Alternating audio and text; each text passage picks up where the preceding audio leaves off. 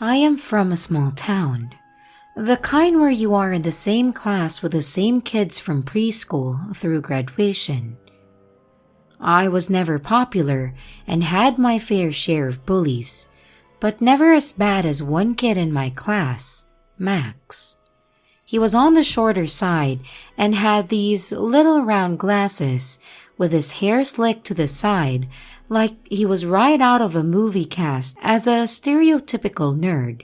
He kept to himself and didn't really interact with others if he could avoid it. Fast forward to 8th grade, when we were paired as lab partners and had to sit at the same table together every day for the entire year. I considered myself a nice person and always went out of my way to make sure that I wasn't rude to people, especially people who hadn't done anything to deserve it. So of course, I was friendly and happy to be his partner as long as he did his fair share of the work. The year came and went. He was shy but polite, and we got along fine being partners. 9th grade started, and I had a lot of troubles at home with my birth father, so I chose to move in with my mother a few towns over. I was only about 30 minutes away, but I had to start a completely new school a month into my freshman year, and it was scary. I may not have been popular at my last school, but I did have several friends whom I loved and missed dearly.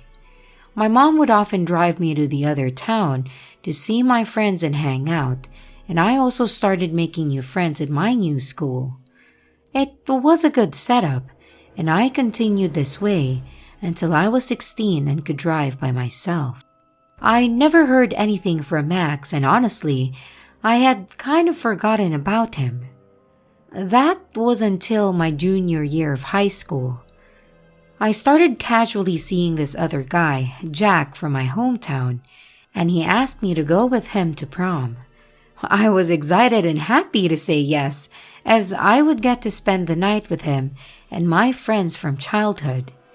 A couple of months before my prom, my mother told me there was a new lady at her job, and she was asking about me because her grandson was seeing me, and she wanted a picture so that she could put a frame to my name. My mother knew Jack and knew this wasn't her grandmother, so she asked his name, and wouldn't you know it, it was Max. My mother showed her a picture of me that she had on her desk, and the lady went on her way. A few weeks later, she asked for the color of my prom dress so that she knew what to get Max, so we matched. My mother was confused but told her it was pink. About 2 weeks before prom, some of my friends from my hometown told me that Max had been telling some people that we were going to the dance together and that he was so excited. I thought it was creepy, but I didn't put too much thought into it. The night of prom, I picked Jack and we headed over to the school, only to find Max and his grandmother waiting outside the entrance so that she could take pictures of us before we go in. I was not one to disappoint people, so I politely took a couple of pictures with him as my actual date stood off to the side and waited. If Max's grandmother was confused that I had another date, she didn't show it. The rest of the night went smoothly, and Jack and I had a great time. We didn't see Max anymore and assumed that he had left. Other than his grandmother telling my mom that he lost my number and trying to get it for him, which she thankfully didn't do, I didn't hear much from him until we graduated. I went to a state college, and I had heard that he had gotten into a well-respected private university. Everything was fine for the first few weeks of college. And then, I ran into him. He caught me on the way to class one day, and I was polite and asked him if he was a student here too, which he was, and I chatted with him for a minute before hurrying off to class. It was a relatively harmless interaction, but still creeped me out a bit since I knew he got into that other school and wondered why he chose to go to a state college. For the next few months, I ran into him almost daily. He always wanted to talk and never seemed to be with anyone else. I found out from some girls in my dorm that he had been hanging around, asking about me and trying to figure out my class schedule and where I would be and when.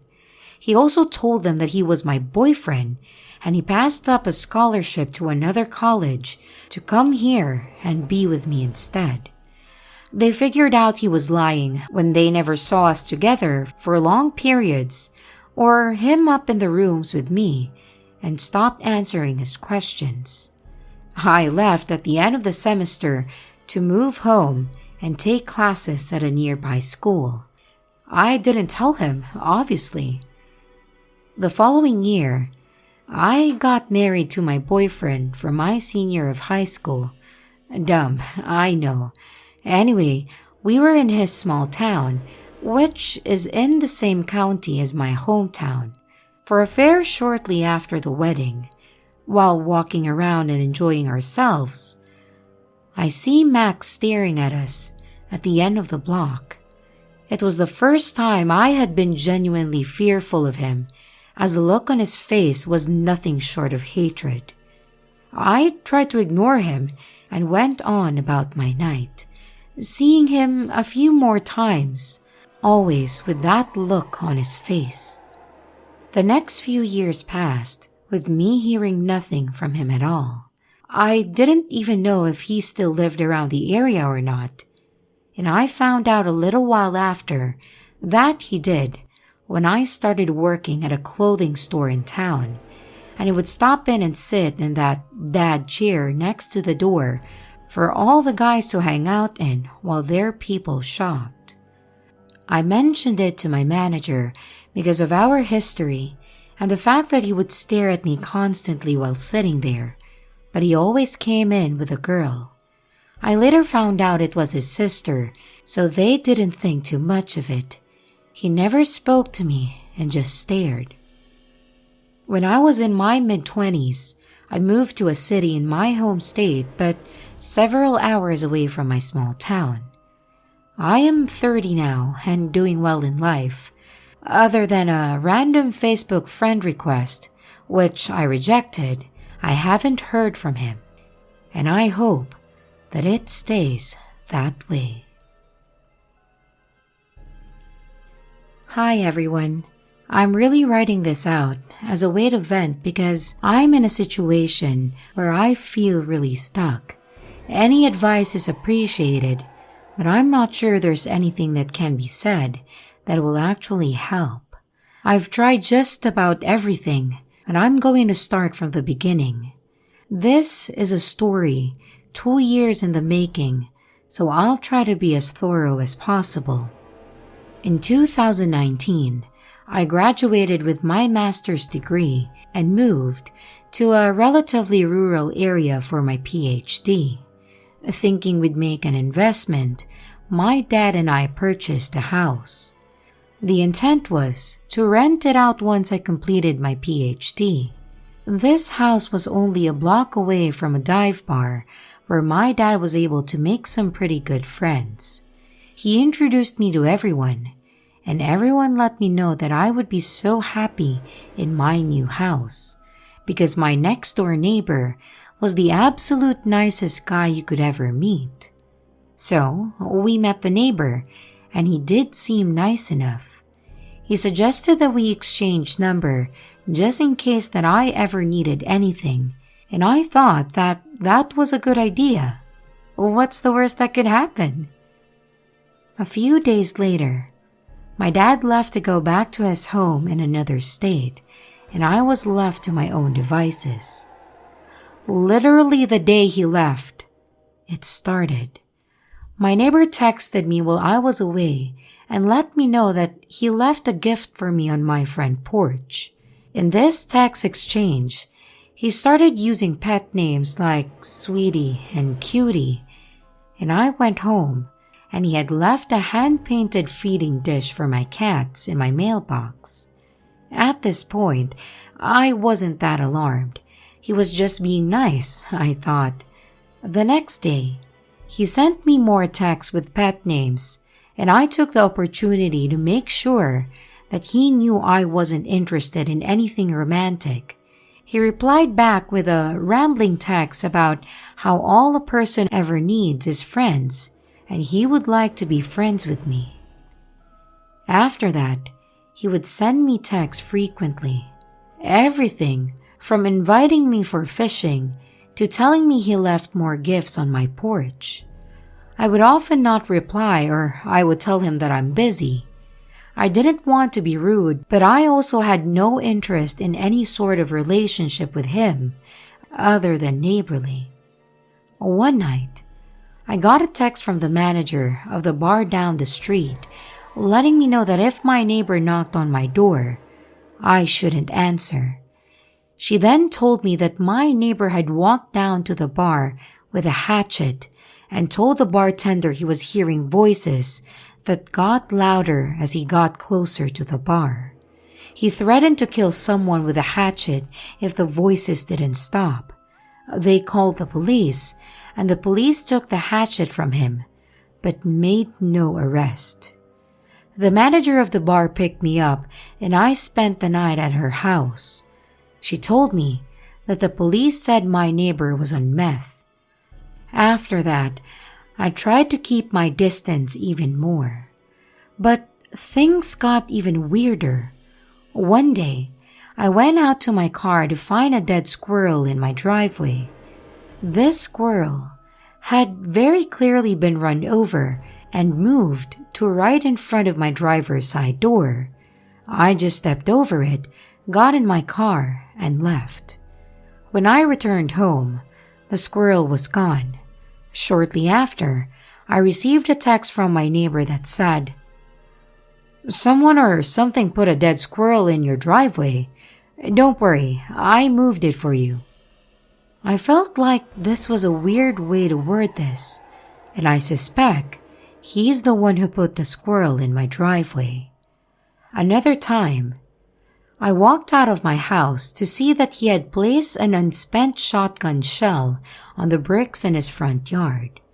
He came out and told me that it was to serve as a warning for anyone walking between our houses. For the next couple of months, I did my best to avoid him. He would text me inviting me over, and I would come up with an excuse or just ignore him completely. I wanted to remain cordial since he was my neighbor, but it was getting very annoying and I was uncomfortable. He would text me as soon as I got home, telling me that he was watching me come and go from my house. And around Halloween, he handcrafted a large casket and wrote, "Here lies the last son of a bitch who played mind games. November 2012. What the fuck? All this time still sending me texts. Eventually, I got fed up and I stopped responding completely. Less than 2 weeks after I stopped responding completely, he threw a 15-pound flower pot at my front door. You know those big concrete planters? Yeah, one of those. I called the police who advised me to get a stalking no-contact order. A few days later, I was watching TV when a notification popped up that my neighbor was trying to cast a video to my screen.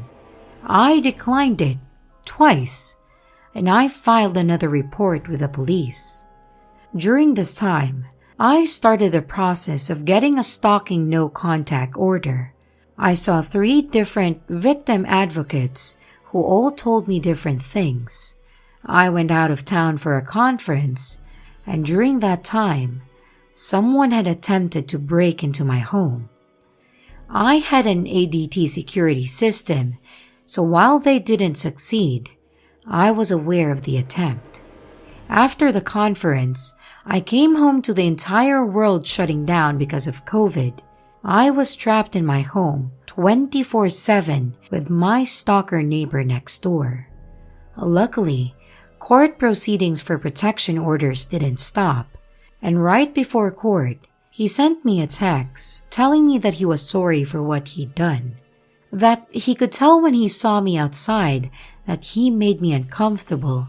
Then, he went on to tell me that he can tell my hairs has gotten longer and that I look beautiful. I went to court and provided all the evidence that I had, the timeline of everything that had ever happened, and the text he'd sent me asking if I wanted a massage. The text I sent him telling him that the way he was speaking to me was inappropriate, and the text saying that he knew he made me uncomfortable. I told the judge that I suspected that he had attempted to break into my house while I was out of town. The kicker is, he didn't deny any of it. Actually, he told the judge that he took full accountability for everything. He said he was in recovery and he was trying to turn over a new leaf. He didn't oppose the protection order at all. So in March 2020, I actually received the stalking no contact order. Everything was pretty quiet for a while. I mean, he did some weird shit, but that's because he's a weird guy. It wasn't anything that made me fear for my safety.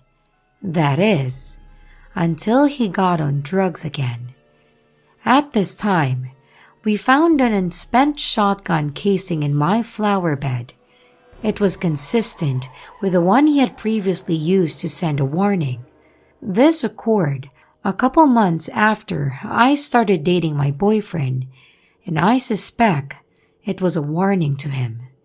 After this, and for a variety of reasons, my boyfriend moved in with me. He moved in pretty quickly, but everything turned out fine. We're still together, and as happy in our relationship as we can be. New Year's 2021, I was awoken to yelling. I turned on my security cameras and got footage of him sticking his head out his window and screaming obscenities at my bedroom window for about 7 minutes. It doesn't sound like a long time, but when your stalker is screaming threats and obscenities, 7 minutes is a long time. He called me a harlot. He said, "Happy fucking New Year." He said he was going to blow up his house with his gas line, and I called the police who responded. They told me that he never said my name, so they can't prove it was a violation of the protection order. The officer said, and I quote, "There's nothing illegal about yelling in your own house."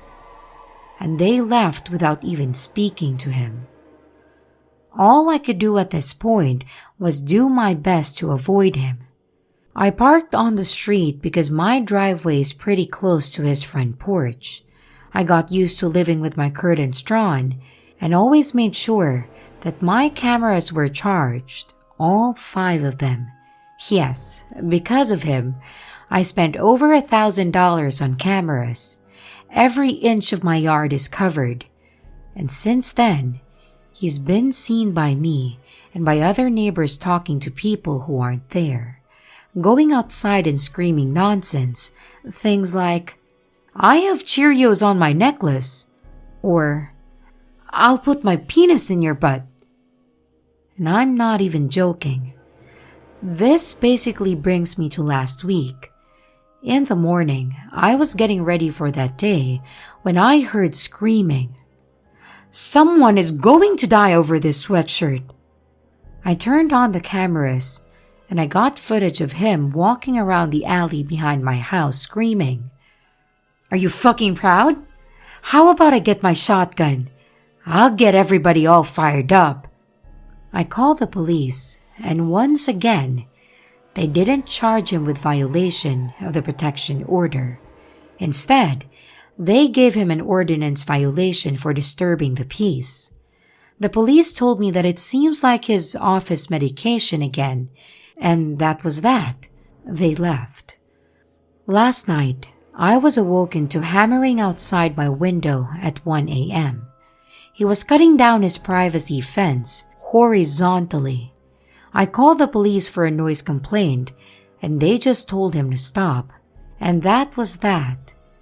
As I write this, he is outside, continuing to horizontally cut down his privacy fence. That means the privacy fence only stands about 3 feet tall now.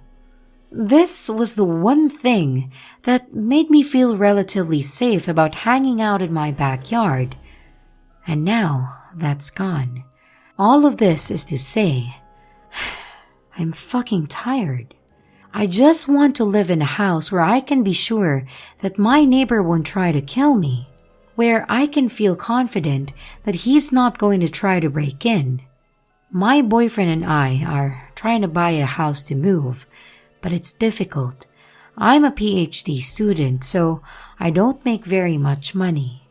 Renting won't work because I have 4 cats, and finding a place to rent with so many animals is difficult, if not impossible. I refuse to rehome them, so maybe it's partially my fault that I'm stuck in this situation. My dad has agreed to co-sign on another mortgage, and I've gotten a second job. We should be able to save up enough money within a few months, but until then, I'm stuck. I just don't know what else to do. I'm tired and I'm angry, so I figured I'd write this to vent. If you've made it this far, thank you for reading it. There's still so many different instances that I've left out. I'm just so exhausted.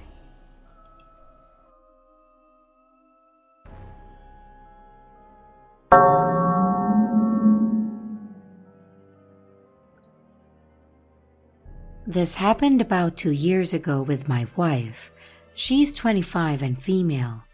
My wife and I also 25 and a female, were hiking at a park on a pretty popular trail at about 9:30 a.m. with our little dog. It isn't deserted, but it isn't super packed at that time. My wife and I get in a petty argument about something to do with the dog, and she ends up walking a bit ahead of me with the dog to cool off. She's ahead enough to think that we are not together, but not so far as to not see me in her peripheral vision. She checks back on me consistently, but for the most part, we don't speak to each other. This goes on for maybe 10-ish minutes, and as we come upon a bridge from the dirt road, my wife turns around to check up on me once again, and I see her face change. And she's walking the maybe 5 feet back towards me, fucking angry. I immediately am already thinking that we are going to hash out whatever argument we were having again. Until I realize she's looking at something behind me, and I hear her very loudly say, "Can I help you?" And I whirl around, and I almost bump into someone. For reference, I'm about 5'2", and my whole life, I'm used to looking behind my back. I'm very feminine. No matter how angry I was, I still usually would have heard if anyone was approaching me. But a man more than a foot taller than me was almost flushed against my back. His hair is pulled back into a ponytail, and he looks like the definition of the stereotype of a thin neckbeard. He looks greasy and has stains on his orange polo and shorts combo. He gets very close to me, putting his face very close to my face. "Sorry, I thought I knew you," he says, only looking at me. I laugh uncomfortably. "No, sorry." I have a smile on my face, trying to de-escalate as much as I can, but I'm freaking out because how could I have not heard this guy on this loud fucking trail? Sorry, you just look familiar," he says, still really fucking close to me. My wife steps between us and pushes the guy away. My wife is a trained MMA fighter and even had sponsorships for a few years. and is the more masculine out of the two of us. "She said she doesn't know you, bro," she says, and if looks could kill, hers would have. The guy pays no attention to my wife and continues looking at me. "You just look so familiar," he repeats, and tries to get close to us again. "Hey man, get the fuck away from her. She said she doesn't know you." My wife isn't shouting, but her voice is deadly fucking serious. She hands me the leash of our dog, who has been growling at this man since my wife came over. My dog is stupid friendly and has never growled at anyone in his life. This guy puts his hands up like those football players that have done nothing wrong. Right, sorry again. And he runs off back the way we came. The creepiest part? As he runs down the dirt path, his steps make no noise. A week later, around the same place, I find one of those beaded bracelets with the same name Kayla on them. So, let's not meet.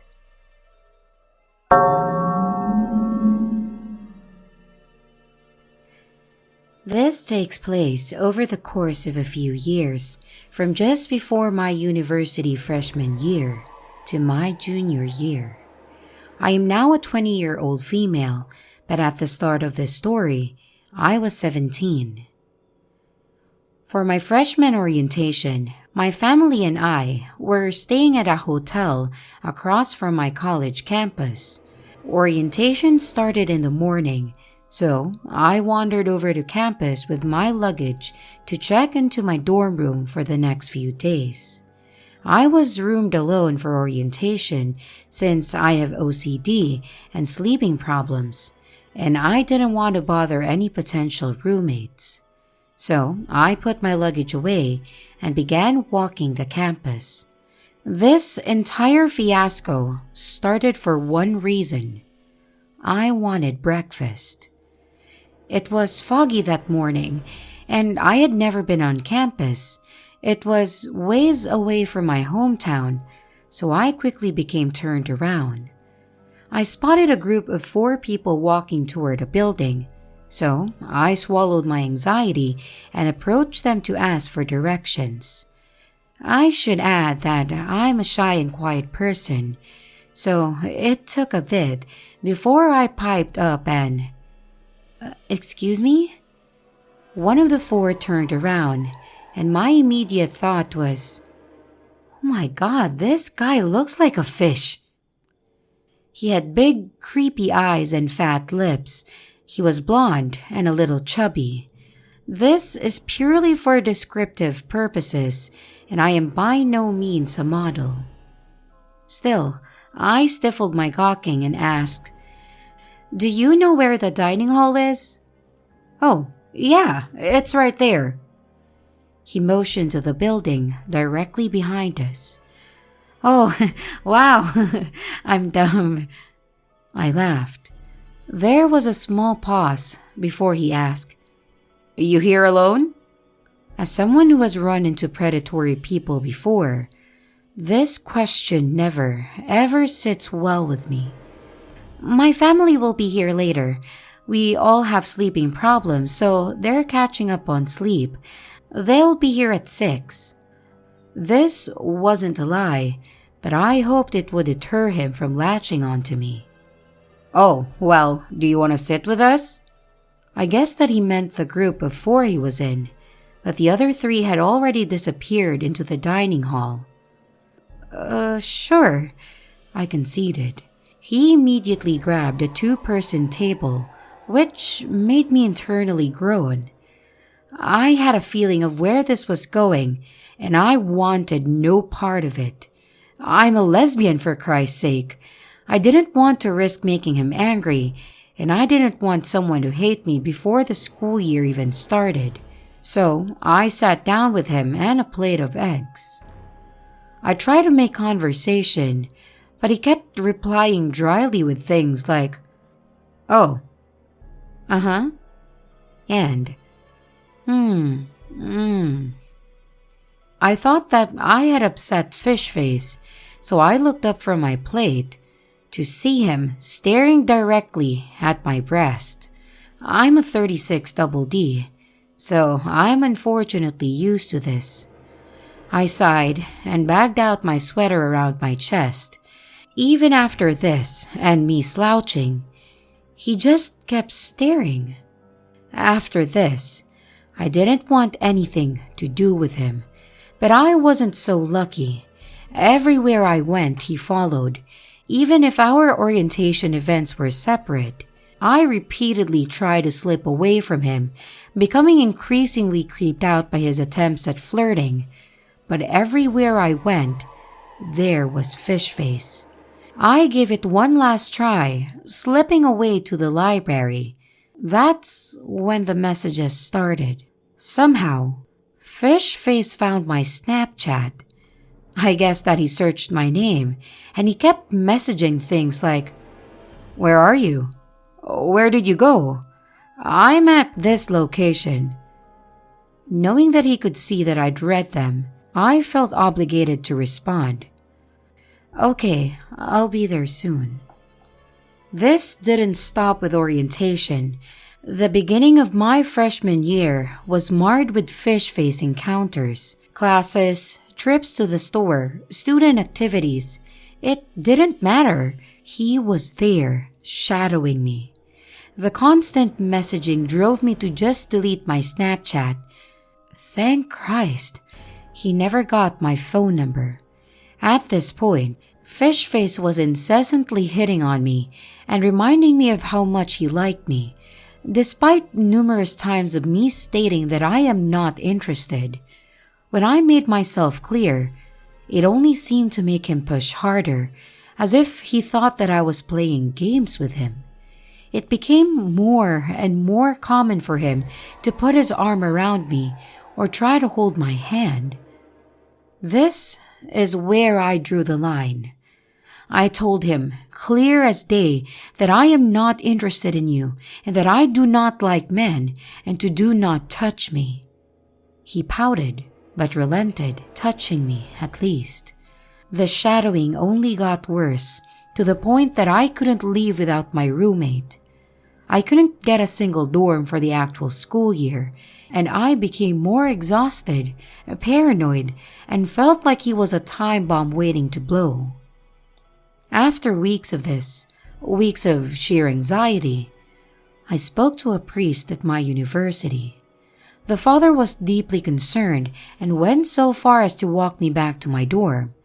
He made me promise that I would speak to security first thing the next day, which I agreed to. Security's first question was if I was really being stalked or if my anxiety made me believe that I was being stalked. When I cited the witnesses to his shadowing me, that was dropped. Then the question was I clear enough with him? I don't know how much clearer I could have been. After much back and forth, I managed to get a no-contact order against Fish Face. I knew that a no-contact order only meant that he couldn't contact me and vice versa, rather than physically keeping him away from me. I was okay with this because at this point, I did not want to hurt this guy or potentially impact his future. For the remainder of that year, there were no more attempts to contact me or be near me, and I thought that that would be the end of it. But then came sophomore year. I could never be sure if it was a coincidence or he was actually tailing me. But then he started appearing outside of every classroom door, every coffee place, and absolutely everywhere. I was in a rough place this year, totally unrelated to this, but it certainly didn't help. But due to the sheer emotional exhaustion that I was battling, I couldn't give a damn. Okay, follow me. I promise that I am not that interesting. But this is when I learned of the other victims. Their stories were identical to mine. 6 of them, mine being the 7th. They ran into Fish Face, a totally innocent encounter. But then he started in on them, bombarding them with messages, following them, groping them, and trying to get them alone.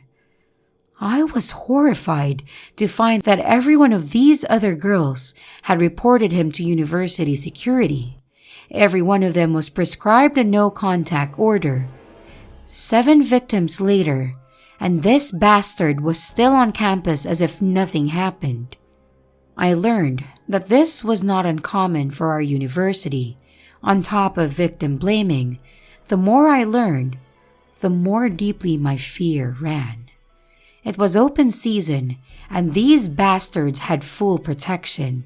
We could not do a thing to get guys like Fishface off our campus. And so I resigned myself to being followed by this fucker. Junior year came around, and initially, it seemed that Fishface had given up, but I could not have been more wrong. It was pointed out to me by my friends who knew about the stalking that he was in the background of my every move. Throughout the year, he got closer and closer, until it became worse than I'd ever dealt with before. I was a member of Campus Conservationist, and we were selling reusable grocery bags in lieu of our state banning plastic bags. And then, after about 45 minutes of peace, I glanced to my right. He was there, just around the corner, staring directly at me. Ice-cold fear ran down my spine and my stomach dropped. I tore my gaze away and tried to hide my panic. He hadn't been this close to me since freshman year, and there was no mistaking it. He was here for me and me alone. I texted my girlfriend, letting her know what was happening, and I will be honest and say that the rest is a blur. I was too panicked to remember how we got back to my dorm safely, and I thank God every day for my ultra-protective girlfriend. Just 2 days after that, he appeared in the hallway outside of my class. It was just reaching the end and I was ready to call it a day. I glanced at my watch. It was 2:45 p.m. I wandered to the bathroom, ignoring Fishface lurking in the corner, and I did my business and approached the door. It began to open, so I called out, "Oh, I got it," and opened it for the next person. Fishface. I felt my face go pale and my breath hitch. He stared directly at me with those creepy-ass blue eyes. His giant, floppy lips pulled into a small smirk before he turned and disappeared down the hall. My heart thumped in my chest as I re-entered the classroom. I felt myself shaking and tried to hide it. All that kept running through my head was, what was he doing? Why was he trying to get in the bathroom? I glanced down at my watch again and knew that I didn't have to wait for my girlfriend as the class was minutes from ending.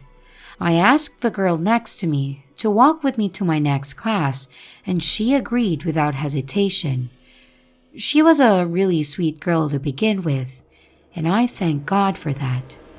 I finished my final class for the day and sped back to my dorm, and I didn't get much sleep that night. I reported the incidences to security the next morning, and I was met with the same pressing questions and doubts. I threw everything I had at them and asked them to watch the security cameras outside of my classroom to see him attempt to corner me in the bathroom. I had to threaten to contact state police before they relented a promise to investigate my claims. They informed me that no action would be taken. They said that they could find no evidence of the incidences. When questioned, Fishface said that him appearing around my classrooms and frequented spots around campus was purely coincidental, and he felt so awkward that he was going through this again. I took my second semester of junior year off for unrelated reasons. Yet, I am relieved to not be on campus with that creep. He is still there, and the other victims have mostly transferred to other universities due to the college's general mistreatment and poor administration. I start my senior year this August at the same university, and I don't know what's going to happen.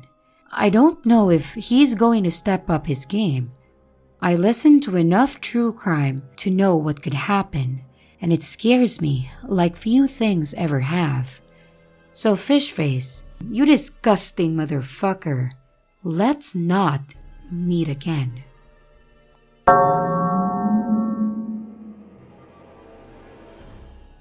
"3 years ago, I was living with my then boyfriend in a one-bedroom apartment in a little mountain town. It was a half-basement unit, so the bottom of all our windows were level with the ground outside. It was also an older apartment, and not all the windows could fully lock.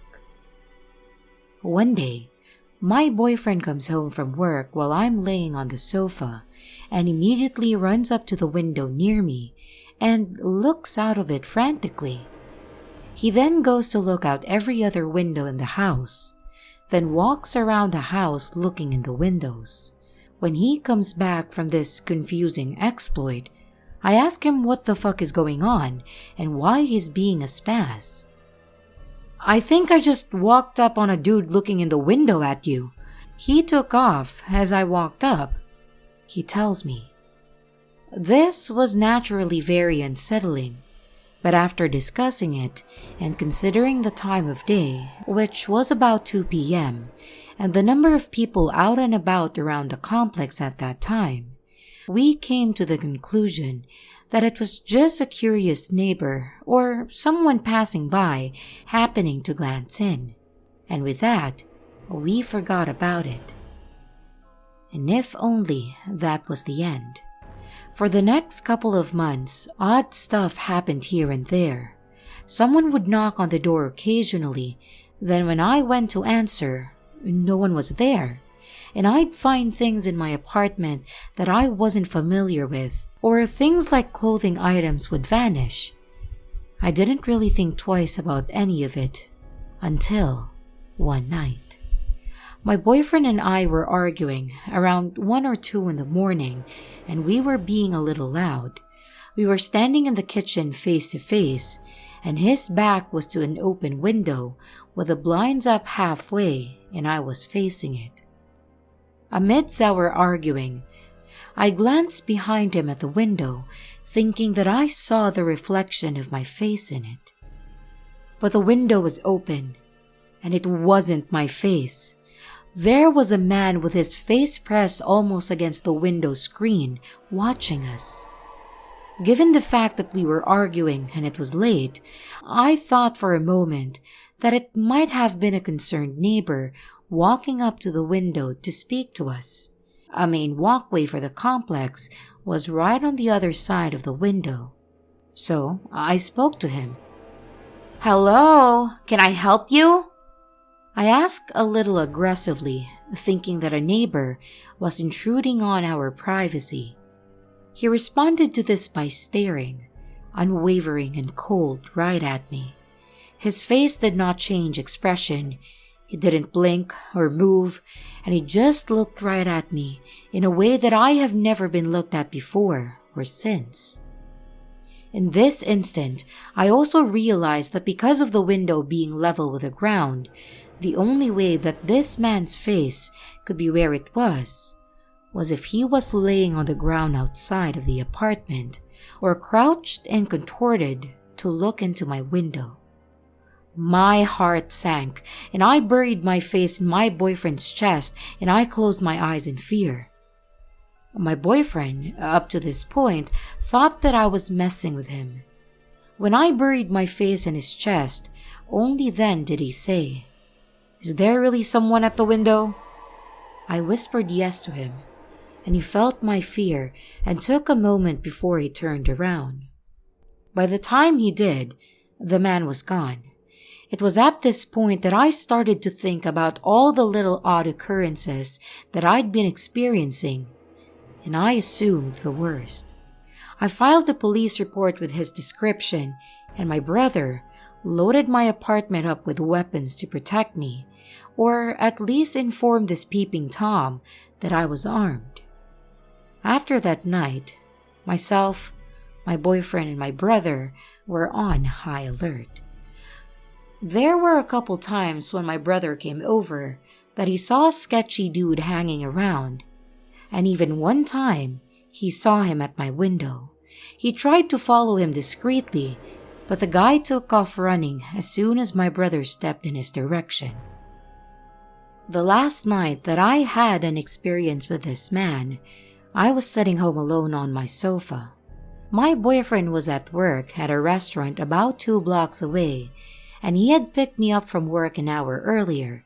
We had sat on the sofa together a little while when we got home. Then he kissed me and left for work, locking the door behind him. After he left, I continued to sit on the couch and on Reddit for a while in silence. And after about an hour of me sitting there in silence, I hear a door creak open. It's a small apartment, so to see the bedroom and bathroom doors from the couch, all I had to do was lean a little to the left. I assumed it was one of my cats coming out of my bedroom. So you can imagine my shock when I lean over and see the door that's opening is the door to the water heater closet or our small storage space. I look to my right and see both my cats sleeping soundly at the other end of the couch. I look back to the door and it's still creaking open very slowly. It opens enough for me to see it. A set of fingers wrapped around the door, easing the door ever so gently to open it as quietly as possible. That was gonna be a no for me, dog. I ran my ass barefooted out of the door, into the snow, and down the street to my boyfriend's work. I called the cops. When everyone was back to check out the apartment, he was, of course, gone. After that, my boyfriend and I packed our shit, went to stay with my parents, and 6 months later moved 1,000 miles away from that town. And that was the end of it. I initially found this sub around that time, as I was trying to find other stories similar to mine, or people to talk to who had experienced something like I did. I had intended to write my story here eventually, and I figured after this week's events that I really had to. I live 1,000 miles away from where all of this happened, so a part of me thinks that there's no way that this person could have found me. But last week, I heard a knock on the front door of my apartment. I was expecting a package, so I figured it was a delivery driver, and I didn't answer. I'd go get the package later, I thought. Then they knocked again, and again. The third one made me feel uneasy, so I waited a good 20 minutes to check the door. When I did, there was no package, no note, no nothing. Someone was just knocking, and although it made me uneasy, I didn't initially think back to my stressful experience in my last town. Then, 2 days ago, I went out to get groceries. I have a little patio, and I go out there in the mornings to just chill or check on plants a lot, and I've been known to leave it unlocked in the day on accident. I never thought of it as a huge deal, until I came home from the store 2 days ago, and the deadbolt to my apartment was locked. The deadbolt that can only be locked from the inside of the apartment, period. I assumed someone robbed me because I dumbly left my patio unlocked. I called my sister, and I called my current boyfriend. I waited for people to be with me, and I went into my apartment through the sliding glass patio door. Nothing was out of place. Nothing of value was taken. And at this point, my heart sank. Nothing was touched, nothing stolen, but someone was inside my apartment just because they wanted to be inside of it. and I told my boyfriend about my stalker, and he is not taking the shit lightly like my past boyfriend. I filed a police report, and we checked for recording devices and cameras. He put Nest cameras up all over the place, and we are on high alert. I truly hope that this is just a coincidence, but if this man really followed me across multiple state lines, there is no one on this earth that I'm less interested in meeting.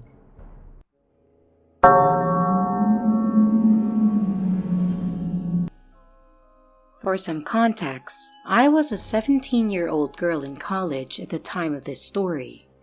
One semester, I had this awesome schedule wherein I didn't have class every Friday, so I usually spent the day hanging out with my then boyfriend. On this particular Friday, I had to meet my friends at school for group work. Probably 2 hours later, we were done and I spent the rest of the day with my boyfriend. He couldn't send me home because he had an important thing to attend to at 6 p.m. So, he dropped me off at this particular mall at around 5 p.m. I already told my dad beforehand to pick me up after he got off work, and my dad agreed, so I waited. I walked around like any teenager, but unfortunately, my period started and I had the worst cramps ever. The kind of cramps that rendered me immobile. I was on the second floor and I spotted a bench on the ground floor. Now, this bench was beside the mall fountain and about 50 steps from an entrance or exit. My dad usually picked me up from this entrance, so I assumed that he would pick me up from there. I went down the escalator and I noticed a man hanging around the railings, just admiring the fountain. I didn't care too much because a lot of people do that. I finally settled down because my cramps were getting even worse. And mind you, a lot of people were hanging around this area. It was fairly crowded, so I didn't feel off, just sitting there alone. I didn't feel too good, so sitting there at that time sounded like a good idea. I played a game on my phone to pass the time, and after a few minutes of sitting down, probably around 15 minutes or so, this middle-aged man sat beside me. I looked at him and realized that it was the same guy checking the fountain. This bench was long and no one was sitting on the other side, and being naive, I didn't say anything and ignored him. He then started talking to me. "What's your name?" I smiled because I didn't want to be rude, and I answered him with some fake name. Then he answered what I was doing, which I answered. "I'm just playing a game." Then he said, "Can you show me how to play?" I smiled nervously and just stopped playing. I started looking around, tapping my foot out of anxiety. Then he started saying stuff like, "You know, I have money, and I worked really hard to save up." And then he added, "You're pretty young, so you gotta start saving up while you can. I know I don't look like much, but my account says otherwise." Mind you, I didn't even ask him anything. He just kept rambling about his money. And gradually, he got closer, but then he asked, "So, do you have a boyfriend?" I replied, "Yeah, I do. He's on his way now." Then he said, "A pretty girl like you shouldn't be waiting this long. Let me take you home." When he started saying these things, my heart started to race. I nervously laughed and said, "No thanks, he's on his way." He then asked, "Where do you live? I'll take you there. I don't mind spending for you." I kept trying to maintain a distance between us, but he kept inching closer to me. Then he said, "You know, I don't have a lot of money, but I can give you the whole world." I was getting so scared, so I stood up and just started walking away. Unfortunately, this man started following me. I picked up the pace and started brisk walking at this point, and he did too. I saw a mall guard by the entrance of the mall, so I ran to him and just stood beside him. He was probably confused, but he didn't say anything. Unfortunately, the sight of the mall guard didn't exactly deter him. He stood by this pillar across me and just waited. I was so determined not to leave the mall guard who was busy inspecting bags. The man probably waited for 3 minutes before he walked up to me. And at this point, I was in tears. Like, why wouldn't he leave me alone? He walked up to me, grabbed my hand, and kissed me on my cheek. He said, "It was nice meeting you," while saying my fake name, and then he walked away. I started crying at this point, and the mall guard asked me if I knew the guy. He asked me several questions and said he didn't intervene because he thought that I knew him. He noticed that I was extremely uncomfortable and asked if I wanted to give a statement with their head mall guard. The mall guard was able to take a good look at the old man and wanted to do some sketch so other guards would be alerted. I declined since my dad arrived and was waiting for me in another entrance at the opposite side of where I was. The security guard let me go, and I ran so fast to where my dad was waiting. I never told my parents because I was scared that they would get mad. I'm 26 now, and I still walk around that mall alone. But I never sat back on that bench in fear that that guy was still lurking around. So, to the mall stalker, let's not meet again.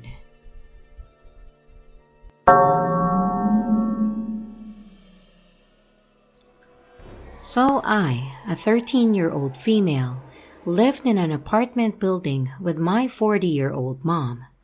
My mom is married but separated. Before her and her husband separated, we lived in an apartment down the street, and we had a neighbor who I'll name M. M would constantly make my mom feel uncomfortable. For example, when my mom would get home and do the laundry, she would put on her lazy bra. He happened to also be in the laundry room, and he was talking to her and nudging her as some people do when making jokes and talking. But he was constantly nudging her around her top area, which made her uncomfortable. So, fast forward 5 years, they separate and we move down the street. Come to find out that he lives right next to us. When my mom would leave out of our apartment, so would he, and pretend to go get the mail. The first couple times seemed as a coincidence, but it just kept happening. So about 2 weeks ago, we were going somewhere, and my mom had to pick me up from home. She had to go inside for a moment, and I was ready to go, so we just swapped keys. I'm waiting in the car, sitting on the driver's side with my cousin. He pulls up and is staring at me, so I make sure that the doors are locked. He then gets out, and I see him in the mirror walking up to the car. I ignored him, but then he knocks on the window. He started talking, but I don't know what he said because I didn't roll the windows down. I was so scared that I stayed on my phone until my mom came out. I haven't seen him since, but I have kept my pocket knife on me every time that I'm alone.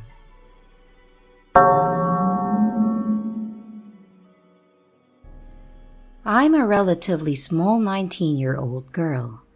Just a few hours ago, I was on my way home, leaving the train station near where I live. It was already dark outside, and not many people were around. Normally, that wouldn't creep me out because this area is quite peaceful. But today, someone followed me for a good 5 minutes. So, right after I left the train station, I noticed a young man walking in my direction. I thought he was headed towards the trains, so I didn't pay it any mind. I lighted my cigarette. Well, I live in Europe, so it's legal, and then went on my way. Somewhat weird, because I thought that I heard footsteps behind me. But because I was wearing solid boots, my own steps were too loud to make anything out. Also, I did just walk away from the trains and towards a big street, so it's not unusual that people are headed the same way as I am. After quite some time, I heard a soft, "Excuse me," behind me. Then again, a bit louder, "Excuse me." I turned around, and the same dude that went in the opposite direction as me at the station walked behind me slowly getting closer, and stops about a meter away from me, still tall enough to tower above me. I'm frozen in place, grabbing my umbrella a bit tighter and making myself look as big and as confident as I can as he breaks the silence with the most ridiculous question. "Do you have a boyfriend?" No. But now that you ask, yes." He kind of just stands there for a second, then turns around and walks away. I was scared shitless at that moment, and on the rest of my way home, I turned around 3 or 4 times because I didn't want him to follow me and know where I live. But eventually, I got home safe and nothing happened to me. And I don't know, maybe he just wanted to ask if I was single and maybe have my number. But dude, it's freaking dark outside and you followed me for quite some time. No, just no. That's fucking creepy as hell. Don't be like that, guys. Please. Just don't.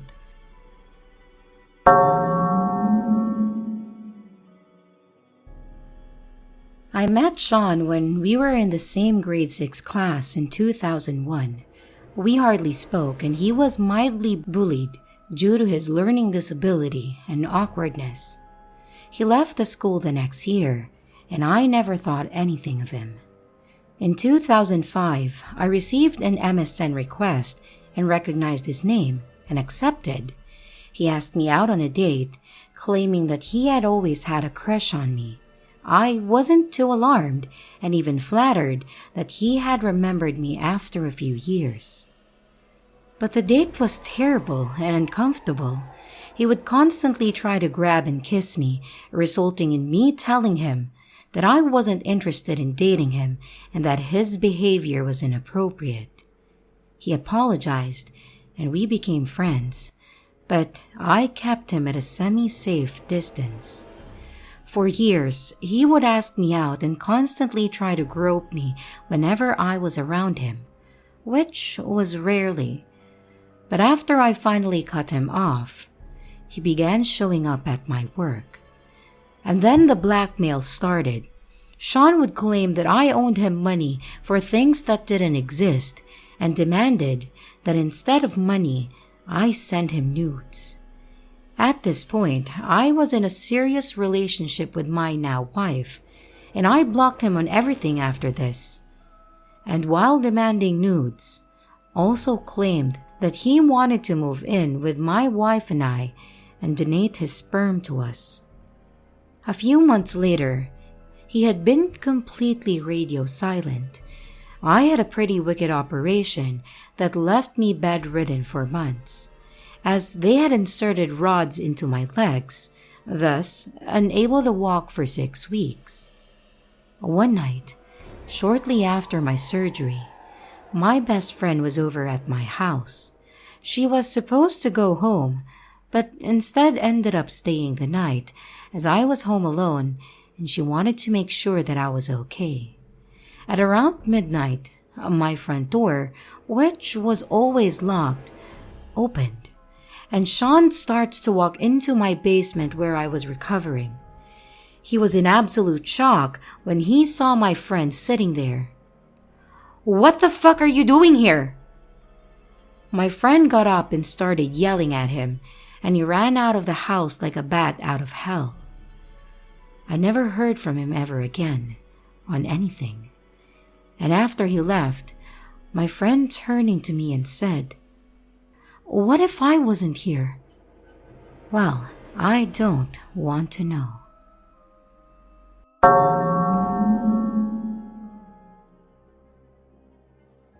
I was 17 when this happened. I spent the night at a friend's place, and it was still quite warm outside, still summer, so I decided to walk home from the little get-together. There were about 10 of us, and all of us carrying on and watching movies. Nothing exciting. I gave everyone a hug and a kiss goodnight. I had a can of drink and began to walk home. My house wasn't far. It was just a couple of blocks, and the night air was pretty pleasant. The area was known for being safe too, and I forgot how many times I walked back home without any issues. I said my goodbyes and set off. It was quiet, and I was enjoying being out in the fresh night air. A man walked past me. Most men are pretty considerate and will try to show that they aren't dangerous. I expected to hear his footsteps, but I didn't. I tried to discreetly look over my shoulder at him, and he just stood there, watching me. I felt a shiver go down my spine. I didn't recognize him from anywhere. Immediately, I wanted to run home, but did my best to hide my fears. I doubled my speed, trying and failing to look unbothered by the situation. He then changed directions and began to follow me. I fiddled around in my pocket for my phone, and the short journey seemed so long, and I called one of my friends. "Hey, how are you?" I greeted her brightly, trying to be discreet. I didn't think at that time that I should call the police or something. I figured at that time that hearing that if I was talking to someone, he might think twice about actually starting something. "Hey, did you leave something here?" "Nah, I just wanted to talk." Thing is, I never want to call, and I hate talking on the phone, so she was pretty suspicious. "Are you sure you're okay?" He didn't seem to care, and I kept walking and he wouldn't stop following me. The pace of his footsteps increased and I walked faster, and I knew that I shouldn't have gone home. I wanted to be where it was safest. I knocked frantically on the door, hoping for one of my parents to open the door. He didn't run towards me, and he waited on the path and watched. I could barely see his face. Then, I heard footsteps again behind me, and my knocking became more intense. When the door finally opened, I practically leapt inside and my dad gave me a confused look. I pointed outside and said that some creep was following me.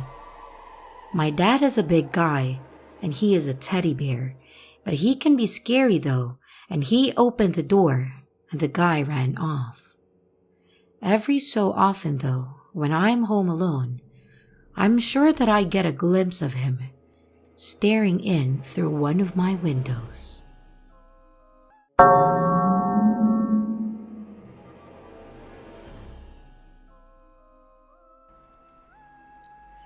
Creepy Lunger Tried to Follow Me Home by u/playful_nature2131.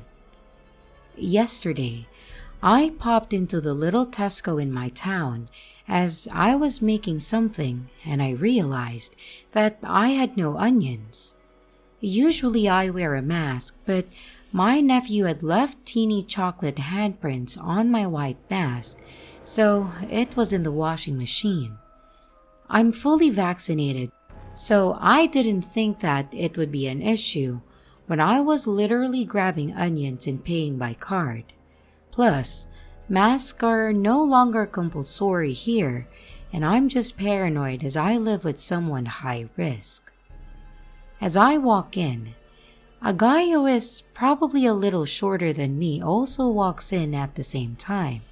He smiles and then says hi to me. I'm a smiley person and I will be friendly to anyone, so I say hi back, smile, and then walk on. He goes down the crisp and chocolate aisle and I head for ready meals and fetch. But out of the corner of my eye, I can see his head following me as I walk past. I know I'm a pretty girl, but I'm also relatively large, and while I do get attention from men, not usually so full on watching me go kind of thing. I thought nothing of it at that time. It was a little flattering, so I got my onions and then walked to the till. The man was stood directly in front of me, and no issue, until he turned around and smiled at me. I smiled back, then looked away. I kid you not, guys. He starts doing lunges, like actual lunges in front of me. Then, stretching his leg up behind his back and twisting his torso to look back at me. I am pretty uncomfortable at this point, so I'm avidly reading the wine rack. There's a wine called beefsteak wine, and I'm super confused. Well, I don't really drink, and I'm confused as to why it's called that. Is it a beef-flavored wine? Or is it specifically for beef and steak pairings? God, I hope it's the latter. And all the while, this guy is still lunging and twisting and trying to smile at me. Finally, the old dear in front has all her stuff in her granny trolley and then shuffles off. The man in front buys his cigarettes and chocolate bar and goes to stand by the front door. I'm feeling super uncomfortable at this point because he is literally staring at me while I buy my onions. I pay and go for the door again, avoiding eye contact and just acting like I'm in my own little world. But he doesn't seem to take the hint. He stops me at the door. He says, "Hi, I'm John Smith. Can I get your number?" I deadpan just say no and start walking to my car. I'm not sure what happened next, but a second later, an older gentleman with a West Highland Terrier has stopped in between us and said, "The girl said no. Leave her be." I thank the older man, avoiding the other guy's eyes, and go to my car. He ran to his van and gets in and waits. I just have a bad feeling at this point, so I drive out of the car park and go the opposite way to my house. Thinking back on it, it was probably a really stupid move of mine because I drove in the direction of nowhere. Like, the next town is 30 miles in the direction that I drove in, with a ton of small villages in between. The nearest building 9 miles away, and like I said, not smart at all. And just as my instinct said he would, John Smith starts to follow me. He is in his white van, and I'm in a little car, so the windy roads and random side lanes did come in handy. I ended up driving 17 miles out of my way in a giant semicircle to get home. He followed me for at least 8 of them, before he lost me going up a large bendy hill that opens onto a blind crossroad. Just to ensure that I wasn't being paranoid, I'd take turns that make no sense and pretty much done a circle before driving onwards. It started out as semi-flirting thing in a supermarket, turned into me nearly killing us, both speeding round tight corners scared to stop. I honestly don't understand the entitlement of people that think that this kind of behavior is acceptable. I do have his number plate, and I'm probably going to report him to the police, to be honest. And I have the entire thing on dashcam.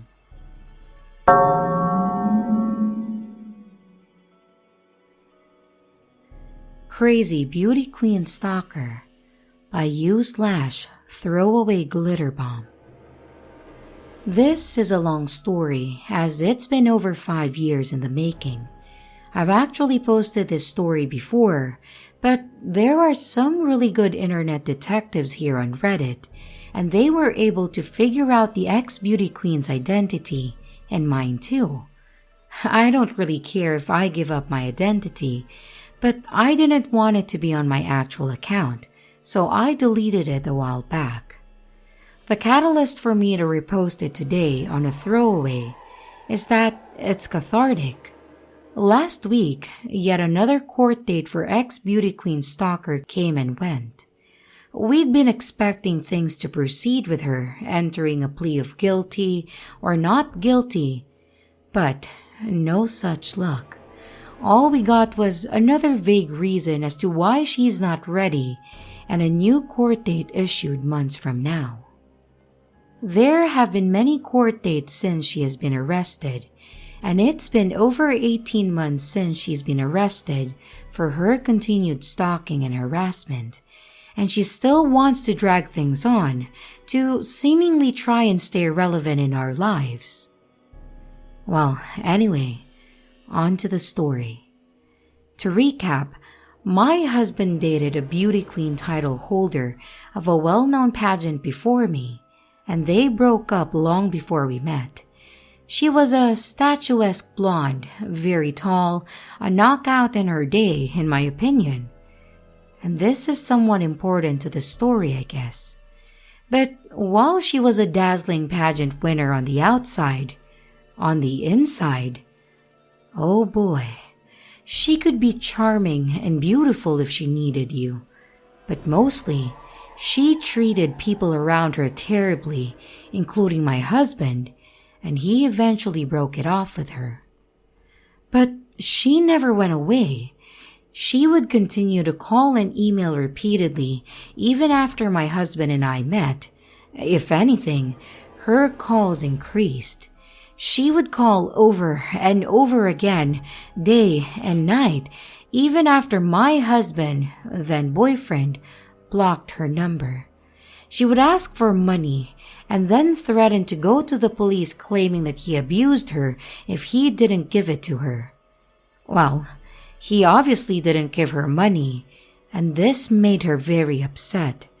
The threats increased and became more malicious, but when that didn't work, she would switch tactics and try and sweetly ask for help with certain projects as she was trying to get off the ground, with a promise that if he just did this one last thing for her, she would go away.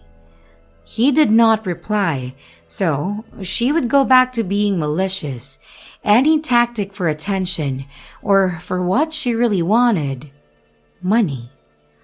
My husband was terrified because, of course, while he never did anything to her, it would be her word over his, and he was terrified of ruining his reputation and career.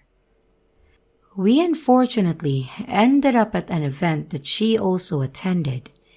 She had been waiting for us to arrive and had placed herself near the entrance of the event, and as we walked in, she stood across the room, looking me up and down, laughing and whispering into the ear of her date, making a point to try and make me uncomfortable. But that was okay. She was easily ignored until she ambushed me as I came out of the bathroom.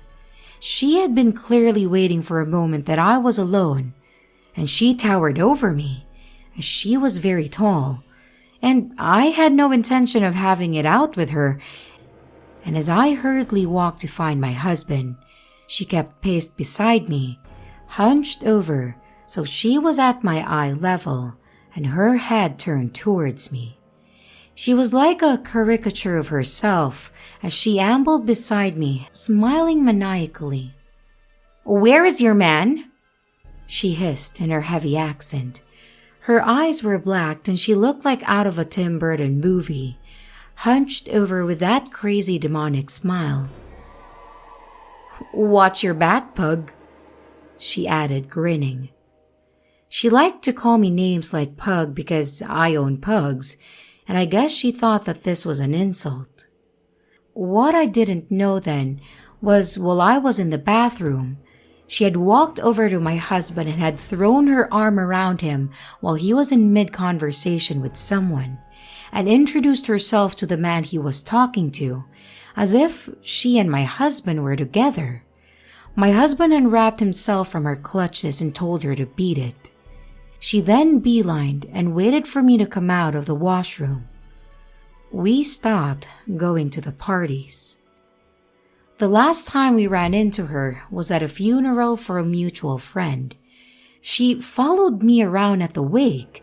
As my husband was talking to the man's widow, I was talking to a friend and his wife. She walked right up and stood with us, joining us mid-conversation as if she were part of the group. It was unnerving, but also bizarre. It was a funeral, and I didn't want a scene, so I silently picked my wine glass off the bar and walked away, leaving her with a couple that I have been speaking to, and her staring at me with a smirk on her face. All in all, annoying, but manageable. However, the emails, calls, they never stopped. She would call my husband over and over, day and night, even though he had long blocked her number. She would drive by, and I found my car keyed one night after that I left it outside, but obviously I couldn't prove it's her. But enough was enough. But obviously I couldn't prove it was her. But enough was enough. My husband had a lawyer send a cease and desist. After the first, she called him from a private number. He answered and she said, "Hi, it's me," in a sing-song voice like they were the best of friends and that he hadn't just sent her a lawyer's letter ordering her to stay away from him and his family. He said nothing and hung up. Another cease and desist was sent, then a third, but nothing would make her go away. She did not actually think that my husband was capable of not wanting to be with her because, her beauty. Eventually, though, she got pissed that he was not giving in. So, she decided to take this rage onto the internet. I knew that she was absolutely checking out my social media, but I don't really use it as much, so I didn't care. However, she created a fake Twitter account and tweeted my husband's name, and then said that he was a fraud, and then tagged his colleagues, friends, investors, and even family members. Every single person she could think of to try and ruin his reputation and career. On New Year's Eve, she even posted on my Instagram account at exactly 12:01 a.m. "Happy New Year, Scrud." Social media settings were all put to private then. We went to the police armed with the emails threatening to give her money or she would go to the police. She was charged with 2 counts of harassment and a restraining order was put to place. To our shock, the next day after her arrest, our phones were buzzing. This story had made front page news. Her day in court came right before COVID, and we arrived to the courthouse and sat down. She walked in, and we were shocked by her appearance. Actually, shocked is an understatement. She was unrecognizable from her former self. Gone was the statuesque dazzling blonde. She had apparently shaved her head and was wearing a short ratty brown wig. She had gained about 80 pounds and was now sort of hunched. With her height and new girth, she looked like a linebacker. She wore a bulky brown overcoat and a scarf tied over her wig like a babushka. And my immediate thought was, her outside now matches her inside. But it was her eyes that I noticed the most. About a year earlier, we had shown a photo of her to our kids so that if she ever approached them, they knew to run. At that time, my son, who was young, commented that she had mean eyes from the mouth of babes. Maybe it was that she had changed so much physically overall, but her dark eyes had narrowed into deep black slits. As she scanned the courtroom and saw us in court, she would turn around every so often to look back at us and glare. She would then whisper in her lawyer's ear and laugh as if she were having a grand time. She thought she was putting on a brave face and treating it all like a joke, but we were about to find out that getting arrested wouldn't slow her down. The restraining order didn't seem to faze her at all. If anything, it angered her more. From then on, every day, night and day, she would post from multiple fake social media accounts, posting photos of myself, of my husband. She would put up my husband's photo with a caption, pedophile, or other terrible names. She posted altered and unflattering photos of myself, and she called me old, ugly, and those are the G-rated ones. Listen, I'm no beauty queen myself. The name calling, while obsessive and gross, wasn't what bothered me most.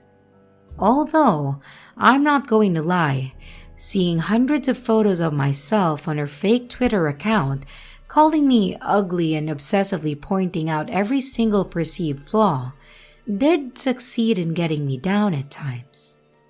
But why did I keep on looking? Because it was like getting a glimpse into her unraveled mind, just in case it was a clue of what she was capable or thinking of doing next. Because it wasn't her insults post that fazed me. What bothered me most were the sinister captions like, "Keep an eye on your kids, because I'd be watching," or "Why don't you plant some flowers in your front yard?" Or, "Be good to your kids because you never know what could happen." And, "How was your Uber Eats order?" She would post pictures of me with an arrow directed to my head, which I perceived to be a gun to my head. She posted pictures of my husband's workplace, which she was not allowed to be near, in accordance to the restraining order. But the police said that this could be just a picture she took from the internet. She posted Agatha Christie quotes like, "Every killer is usually someone you know well," or "Your end is near." Her Twitter profile banner picture was taken from a movie poster and said "Stalker" like she was in on the joke. We called the police again, but they said there wasn't anything they could do since she didn't explicitly tag us. I took screenshots of everything. Many of her posts were nonsensical, but most were photos posted of us on this fake account, all altered with derogatory or ominous captions. But we couldn't get her shut down. I became anxious anytime my kids were outside shooting hoops in the driveway. My elderly mother wouldn't take the baby out in the stroller because she was too scared. It affected all of our lives, and life became dramatic. Ex-beauty queen would taunt us with, "Catch me if you can." She posted close-ups of her dog's genitals or a piece of her dog's shit with my name beside it, and the implication is obvious. It bothered me she now had a dog, since I didn't think someone like her was capable of caring for anything living. Then, the calls started back up, this time to our home line. Yes, we still have a home phone. She would call and say, "Bitch," and then hang up. Or, Karma will get you.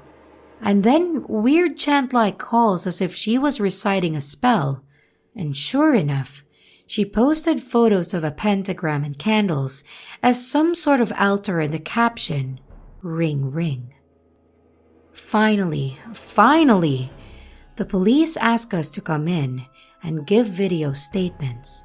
We gave them a drive containing thousands of screenshots of posts that she had made, and they arrested her again and charged her with 2 more accounts of criminal harassment. My husband was angry at this point, but as Mama Bear, I just wanted this to get over with. She mentioned the kids frequently and ominously many times in her online rants, also calling them rude names, which I won't repeat here because these are the things that upset me most.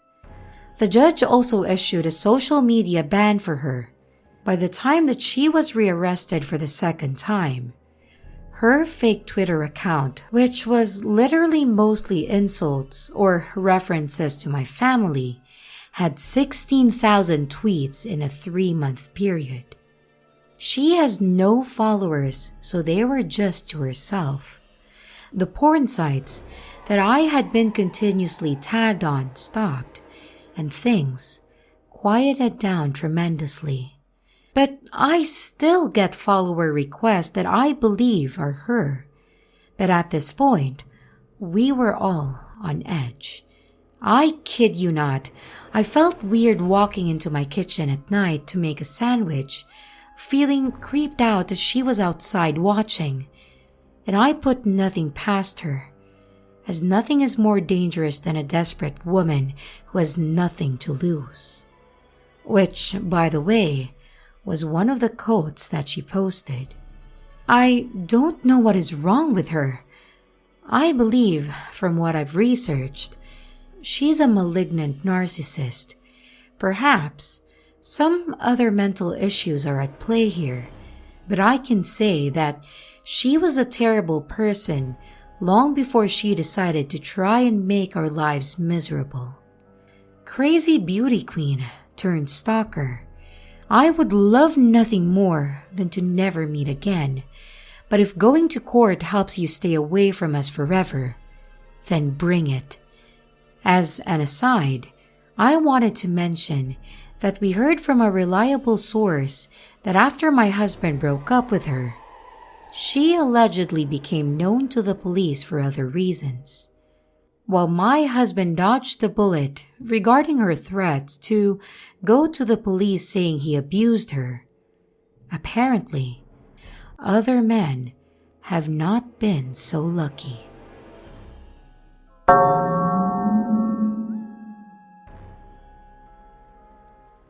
I'm going to abstain from giving too much information because this stalker scares the shit out of me.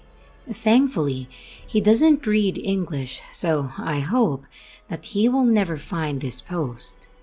Years ago, I moved to follow my boyfriend and to do a PhD in his country. I won't name the place, but it's an across-the-ocean type of deal. At first, I was very excited. It was a wonderful adventure. Until it wasn't. It's hard to describe the complexity of what I felt. I felt alone, misunderstood, far from my family and friends. And even though my boyfriend is wonderful, I really felt the weight of not finding any human connection.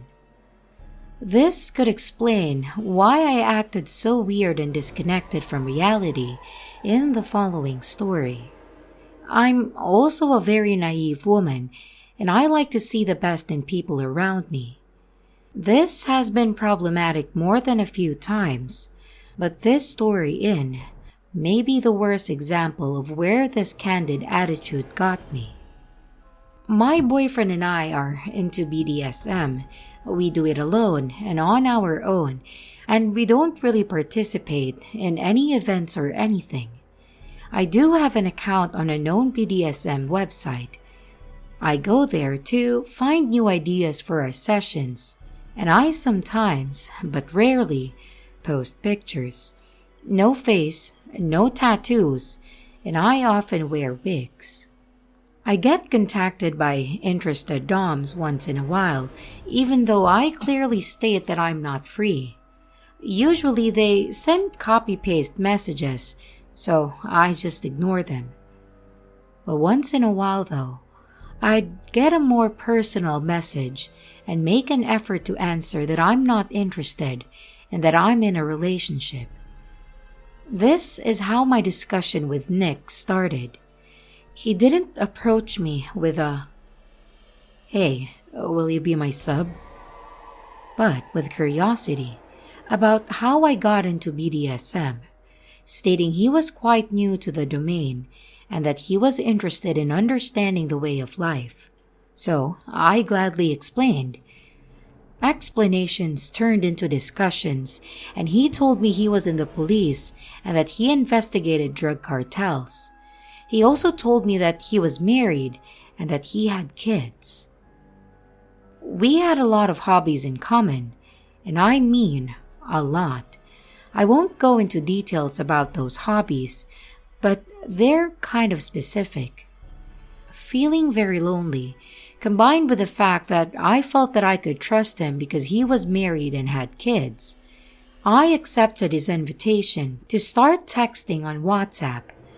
I want to be clear, my boyfriend knew about this from day one. Plus, we had been talking on this website for almost 3 months before switching to WhatsApp.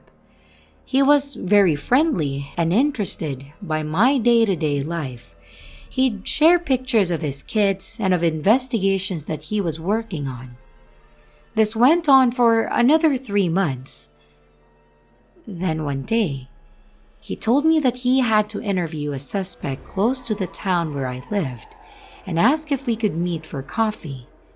I agreed, and we met for the first time. Before anyone panics, my boyfriend was hiking with friends for a few weeks. I texted him, but he didn't have signal. Plus, we have a very trusting relationship. He has a lot of girlfriends, and back in my country, I hung out with a lot of boys. So this isn't weird for us. Now, back to the first encounter. It felt as if we had known each other for years. We had a great time from the beginning, and I was so happy that I'd found a friend far from my own country.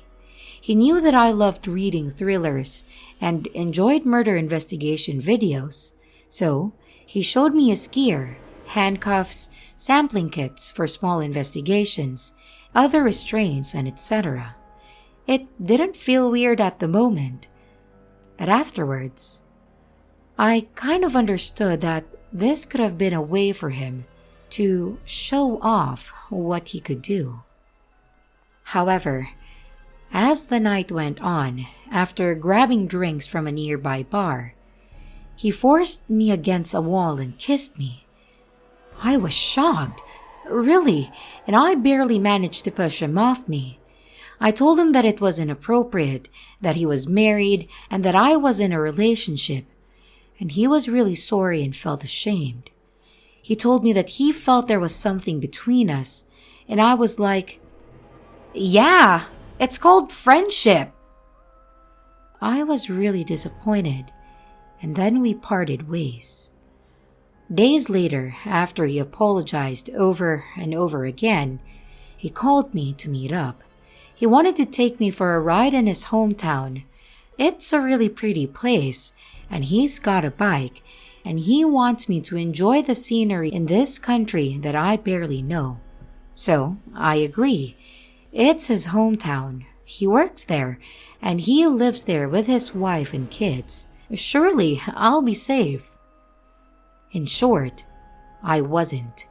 Again, he kissed me, tried to push for more in the middle of a park where he brought his children to play on weekends. So I told him to bring me back to the bus station so that I could leave.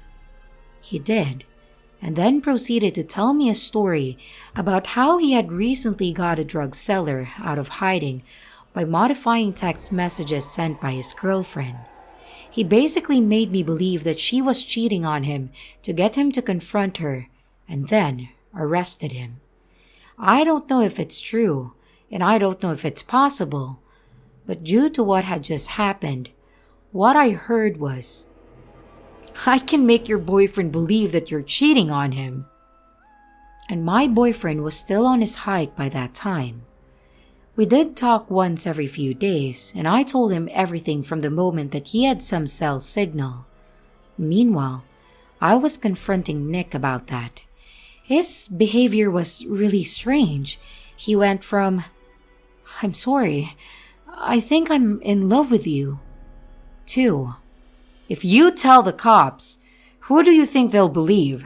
Their colleague or an immigrant?"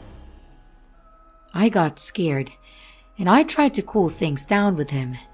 I just felt he could go crazy at any moment. He clearly wasn't used to girls refusing him. And at that point, I thought it would be safer for me and my boyfriend to maintain contact with Nick, albeit with less enthusiasm than before. But after understanding how obsessed he was, I blocked him from all platforms where I knew he had an account. But he found me. He sent me my address, asking if I loved living in that particular part of town. I never gave him my address.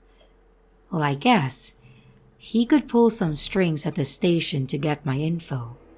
He even came to visit me at my job. I was so scared, and I just played it as if everything was okay. I told him that my boyfriend wanted me to cut ties with him because he was angry about what had happened, which was true, but I also wanted him out of my life. I didn't know how he would react if I told him, however.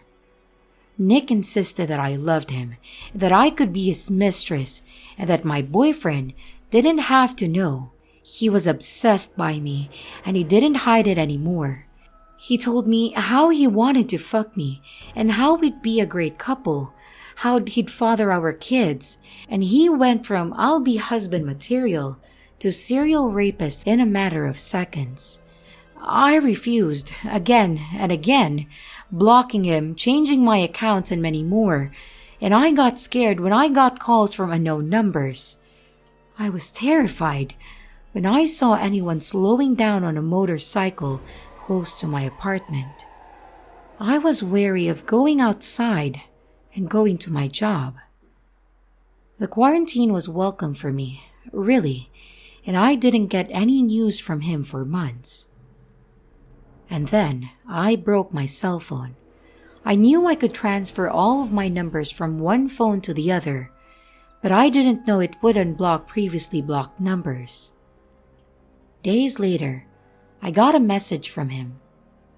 He told me that he had divorced his wife and that he had still loved me and that he wanted to marry me.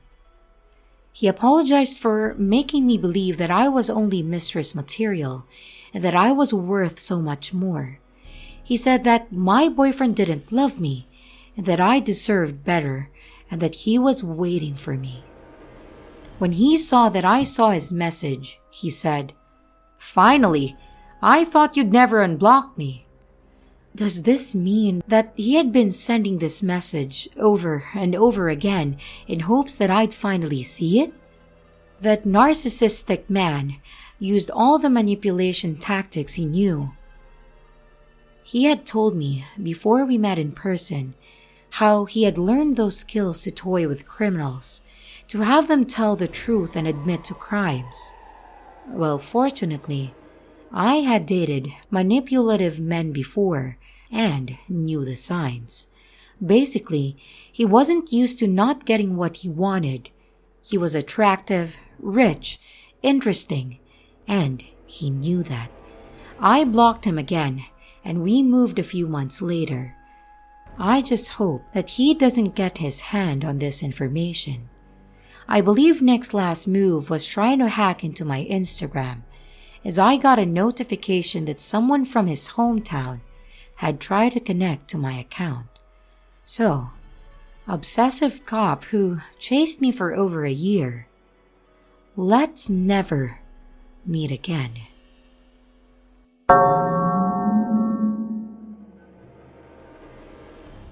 Tonight, my kid got an invite to go to a friend's house. We live in the burbs, but there's still a lot of farmland and rural houses in driving distance. This friend lives pretty far out into the farm country at the far edge of the school district, so not a lot out there. I never drive fast, but I drive especially slow on the back roads in the country for a lot of reasons, but that was especially true tonight. It was pouring rain and getting dark, visibility was poor, and I had no idea where the hell I was. Because I drive so slow, I'm used to cars piling up behind me, so I pull over a lot to let people pass. So tonight, I dropped him off and started back home. Not long after I left their house, I noticed this beat-up white car behind me tailing me. Cars tailing me is nothing new, but the weird thing is there was plenty of room to pass, but they never did. At some point, I decided to pull over into a driveway and let them pass because clearly I was driving slower than they wanted to go. The driver was a male, the passenger was female, and they stared me down as they passed, like craning their necks kind of thing. After they passed, I started on my way again. I passed through a little town, and I mean like a handful of houses, a couple of very small stores, and maybe a gas station. Then it was farmland again. After I passed the town, I looked back and noticed the exact same beat-up white car tailgating me again. That same fucking car must have pulled over somewhere in the town and waited for me to drive through so that they could get behind me again. I pulled over a second time down the road because by now, it was raining harder and I didn't even feel comfortable going 45, so I had like 5 cars behind me that time. And I was also kinda hoping to lose them. I didn't see where they pulled over the second time. As I was getting ready to enter the city limits, I noticed them behind me again. The first time creeped me out, but there was still an outside chance that they just happened to pull over for mundane reasons that had nothing to do with me. You know, like answering a text or etc. But there is no way that it happened twice. They were following me. And now I'm panicking. I don't want to lead them to my house, so I went to the grocery store. Hindsight 2020, I should have parked in front of the police station, but the closest very public place was the grocery store. There were cameras and a ton of people, and it's very well lit even at night. I parked in the spot closest to the door so that I could dash in if I needed to. I locked my doors and just sat there. They circled the lot a couple of times, and I lost sight of them after that. I assumed that they left, and I drove around the parking lot a couple times, but didn't see them, so I went home. I am so creeped out.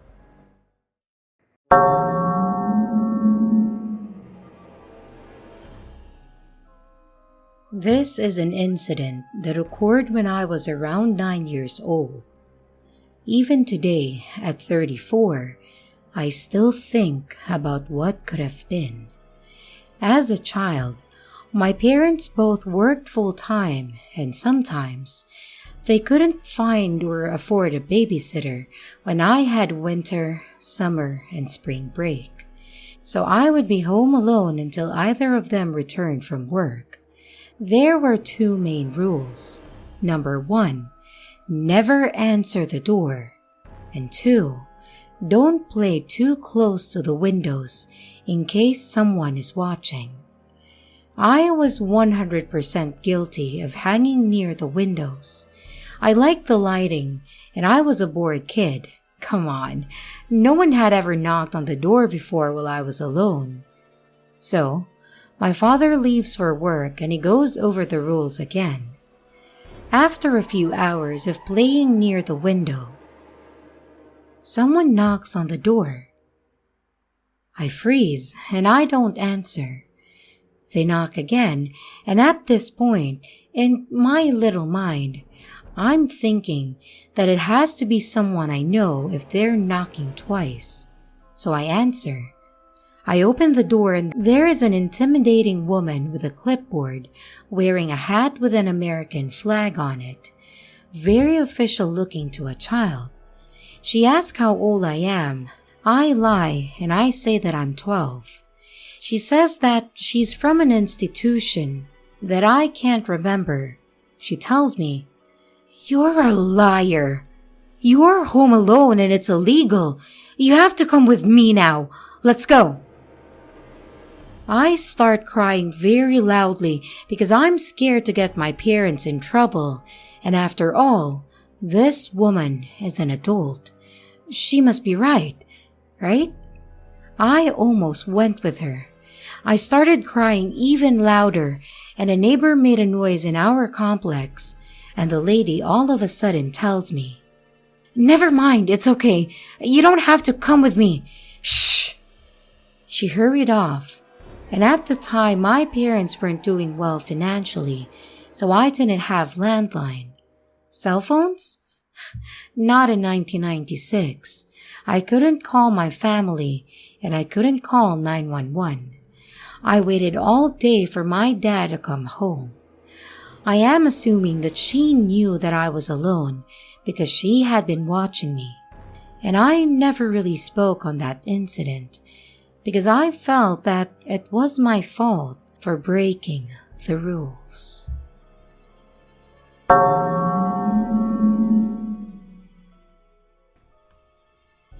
Someone knocked on my window at 3 a.m. by u/Vanessa5555. This summer, I decided to pick up some graveyard shifts at my current full-time job simply because it pays more, and I'm a university student drowning in student debt. About 2 weeks ago, on the rare occasion that I get to sleep during the time that the sun is down, at 3:30 to 4 a.m., I was suddenly awoken by a loud sound. Me being half asleep, I honestly didn't know what the sound exactly was, so I just chopped it up to being one of my neighbors dropping something because I live in an apartment with very thin walls. So I just tried going back to sleep.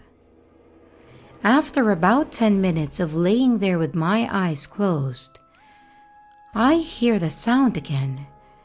But this time, I'm pretty much awake, so I recognize what the sound is immediately. Someone was knocking on my window. For context, I'm a single female living alone in a basement suite, so my windows are basically level with the sidewalk. Anyways, obviously I'm freaked out and I don't know what the heck to do. I don't want to move and make any loud noises, so they don't know I am home, and I'm just frozen laying in bed. Then, I hear the knocking again. I instantly bolt up as my fight or flight kicks in, and I run to the front door, which has my keys with my pepper spray on it. The keys clink together and make a noticeable noise, and the knocking starts to get more intense and loud. This is when I realize the window with the screen by my bed is almost all the way open because my cat likes to sit on the edge, and I forgot to close and lock it. I start to freak out. Already having major anxiety, I start looking for my phone just in case that I need to call the police. Me being fucking clumsy and shaking from anxiety, I drop my phone on the ground, and whoever is at my window proceeds to what sounds like slid either fingernails or a sharp object down the screen. I realize that this person's intentions are either to come in or scare me.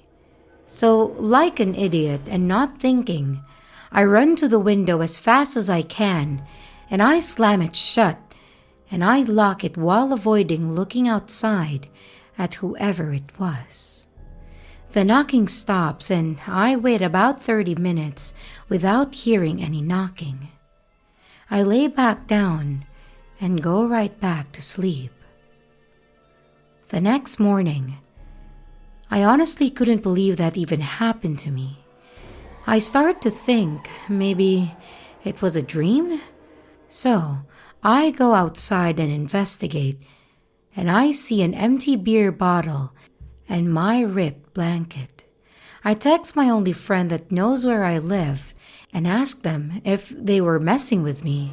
And they say no, which I figured because they don't drive and live quite far away. And the buses around my house stop running well before 3 a.m. So I called my landlord and told him what happened, and he says to ignore it and that this has happened before, which is really creepy. Anyways, I obviously recognize now that I should have done a lot of things differently and called the police right away. It hasn't happened since, and nonetheless, still super terrifying. But I can't afford to move again, so creepy bro knocking on my window, let's not meet again.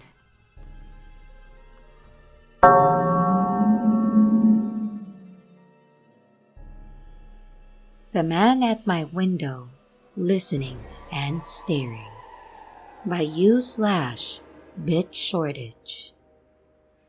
This was 2004 when I was 20 and living in a small 2-level apartment on the main floor of a building. Out front, there were 3 stairs, then a deck, then 3 more stairs to the front door, and another little narrow deck that ran the length of the front of my apartment, which besides the door was all windows. The main floor was a tiny kitchen/living room, and a door to the hallway for laundry/parking access, all of which is totally visible from the windows. It was fall in Western Canada during daylight savings, pitch black early, and surprisingly warm for the season. I had all my windows open and hadn't closed the blinds as to get the breeze in, and was talking on the phone to my sister. I had my back to the windows, and when I turned around, I thought I saw something weird at the window. It was really bright inside, so I turned the main light off and see a man pressed against the window staring at me. I screamed, and I told my sister that a man is on my deck looking at me. He seemed to take off into the darkness, and I turned off all the lights inside, put the outside ones on, and I was babbling to my sister like, holy shit, a peeping Tom, so scary, I can't believe it. And then he just walks back up the deck. I screamed again, he's back, I have to call 911. I hung up and did, while his face was pressed against the window and it was still open. The windows were floor to ceiling with screen-cracked open bottom sections that I had to open to the max and could for sure accommodate a determined person crawling in. He could hear me and the 911 call, but he didn't move. I had crouched down in the dark room and the main light was off so he couldn't see me, but I had the lights on beside the door to the hallway and on the stairs to the bedroom, and I didn't want to move and let him know where I was. I should have run into the hall and banged on a neighbor's door, but I was in shock, and after all, the cops are coming from a station 10 blocks away. They'll get here soon, right? Then the 911 operator said, "We can't find your address." I'm directly behind the rec center at X and Y, a corner unit unmistakable area landmark, and the only apartment building there. The man at the window starts banging on the glass. I was whispering, but I assumed that he heard me give panic directions repeatedly, and we both can't hear sirens. It felt like this would go on forever when he finally just ran off. I couldn't see far, and there were plenty of places to crouch and hide, so I was not sure at all. I peek out to see the police car, so I told the operator that they're here. But then, the car starts to drive away, and the operator told me to go outside and flag them down. I don't know why I actually did, because I was scared shitless, but when I did, they rolled down their window. "Ma'am, do you need help?" "Oh, you're looking for me, I think. I called 911. "We're just driving by, but what's the problem?" They never found the man that terrified me and made me feel so unsafe that I moved. But it was truly the cops not being able to find the only apartments behind a notable building that completely shook me. The frightening endnote: when I moved out, they tried to charge me because apparently the downstairs screens are shredded from my cats. The screens were pristine the day the creeper showed up, and that was the last time that I opened the downstairs windows or blinds, or used the front door. The property manager laughed and mocked me, called bullshit when I said someone cut them, until I showed her the police report. She lived there too, so suddenly it's not so funny.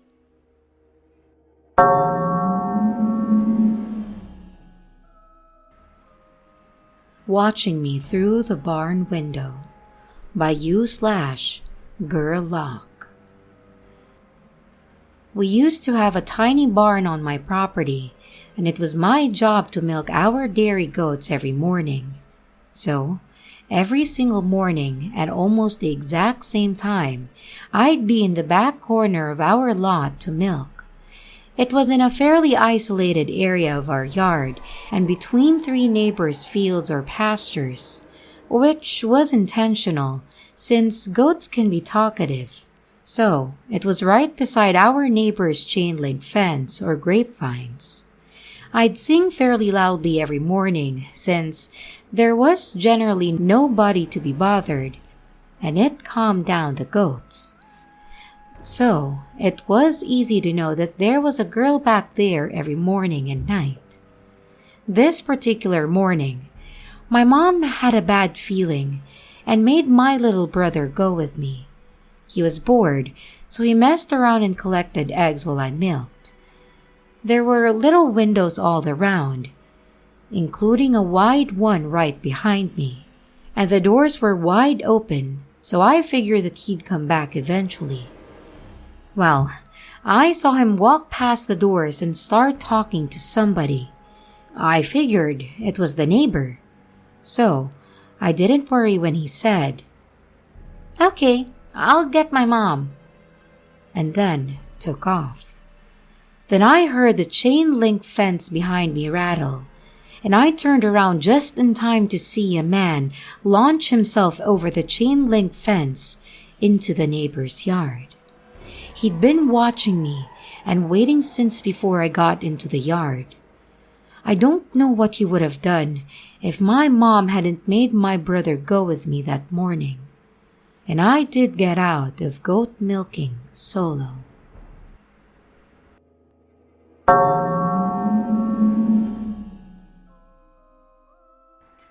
Why I Have a Fear of Windows by u/Troubled Waves. I live in a small town. You blink and you miss it. The best we can boast about is a single stop sign and a gas station which we only have because of the nearby highway.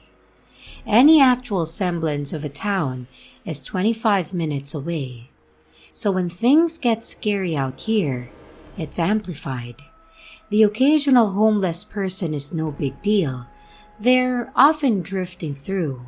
Drug addicts run rampant and will steal everything if they can from your house. But it's the normal out here. However, what happened a few years ago certainly wasn't normal. Originally, I was dead asleep in my bed. I only woke up because it was burning hot in my room. But it was summertime and not much that I could do. I just remember tossing and turning until I got a creepy feeling that fell into the pit of my stomach. I left the light on so I wouldn't trip and die if I had to pee in the middle of the night. But next, I glanced at the window directly across from my bed. I had no curtains, but I did have a shitty set of blinds. Part of the blinds are broken from wear and tear, and the crappy AC output beneath it would make them move back and forth, so you'd get a glimpse outside every so often. The yard light was still going, but what made me stop was the outline at my window. The figure of someone was directly at my window, almost like it was waiting for the blinds to move to watch me. I didn't have an imagination as a child. That had been trained out of me.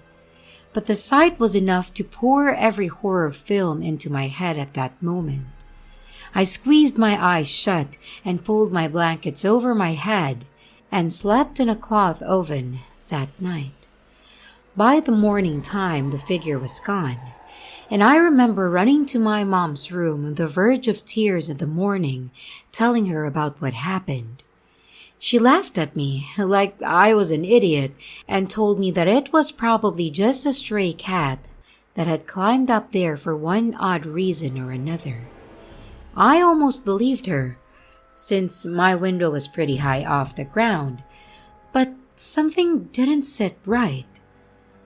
Later that day, when we were doing yard work, I glanced over at my window and saw one of our metal patio chairs had been pushed up to it. I pointed out to my mom, who proceeded to chew me out. "That's how the cat probably got up there, moron!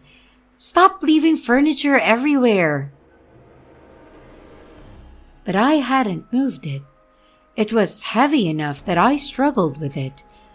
So we moved it back, and so began a pattern. At night, I'd see the figure, complain to my mom, and we'd find a chair moved back every single morning. This went on for a few weeks. My mother stopped caring about my concerns until one morning, we saw where the outside screen of my window had been sliced open. I still remember her shaking her head and complaining about those damn stray cats that we had still yet to see. I could tell she was unnerved by that development, but I couldn't handle it anymore, and I opted to sleep in our living room that night. The only problem was, our kitchen and living room were connected, which meant there were always several windows. The first night of my move went well, despite my back hurting from the couch. I avoided my room like the plague, and it wasn't about 4 days later that we ran into an issue. I woke up and glanced at the clock above the fireplace. It read a little past 3 a.m. I couldn't realize why I'd woken up until it happened again. There was a beam of light shining in from the kitchen window, almost like someone was shining a flashlight in. I saw it trace along the walls and land on the love seats across from the couch that I was on. I was mortified. When I told my mom, she continued to laugh at me. I gave in, and I decided that I would sleep in my dad's room, even though it had a gigantic window. He slept in the recliner with a huge TV, so I felt more safe having someone around. The yard light was directly outside the window anyways, and it seemed foolproof. That was until I woke up out of habitual fear and watched through the window across from my bed. Everything seemed normal as time dragged on, and I felt like a moron. Maybe my mom was right. That was until I saw a lone figure come out of the woods by the backyard shed, walk directly under the light, and head to the patio furniture like he'd been here plenty of times before. I still remember the large build the man had and the confidence like he was the one who lived here and wasn't creeping around my yard in the dead of the night. I just remember listening to the TV until I fell asleep again, hoping to get another glimpse. My dad would have been pissed if I had woken him up. He was grumpy on a good day and terrifying on a bad day, and I didn't feel like risking it unless I had solid proof because I was scared. The next morning, my mom chewed me out again for the patio furniture, which was routine almost a month later. But this time, something new happened. She demanded that I stop playing in the toolboxes of the garage. A bunch of tools had been taken out and left on our doorstep. Screwdrivers, a large hammer, flashlights, and many more. But it wasn't me. I begged with my mom and pleaded with her. Just stay up with me one night. We couldn't close our garage because it was an open carport, and I wasn't going to get my ass beaten for touching tools because of someone else. It was driving me mad. And finally, she agreed. That night, we stayed awake in the living room. I fell asleep before my mom did, but I remember her waking me up in a panic. She pointed to the window that overlooked into our garage, and we could see the top of someone's head as they walked back and forth. There was a sound of someone placing metal tools down on the brick steps, as if they were trying to be quiet, but couldn't fully muffle it. She whispered for me to go wake my dad. My dad was angry, having been woken up in the middle of the night by his frantic daughter. He grabbed his pistol and headed out of the back door towards the front of the house, where the garage was located. We heard my dad screaming and someone dropping tools. Then, the shot of a gun twice. The frantic footsteps pounding out of the garage felt like they were coming from my chest, and my mom peeked out of the window, then opened the door, and my dad stumbled in. He had missed both shots because of his unstable aim, but told us that there was a man crouching at our front door looking at our door handle. None of us slept that night, and in the morning, the law from the closest town arrived. They didn't do much besides ask if anything had been stolen or for a description of the man, and then told us to install cameras. That was it. They said the guy was probably just looking for something easy to steal for quick money. If that had been the case, then why hadn't he stolen the tools, the generator, the welder, or broken into any of the vehicles just sitting in the garage? We finally set up hunting trail cameras around the house, but nothing has happened since. Coming home from college for holidays, I still have nightmares about the incident years later when I sleep in my own bed. I don't know what he was looking for or why he did the things he did. But whatever the case may be, man at the window, let's not meet. Hello everyone, it's your creepy sister here. Thank you so much for watching the video. I really appreciate each and every one of you.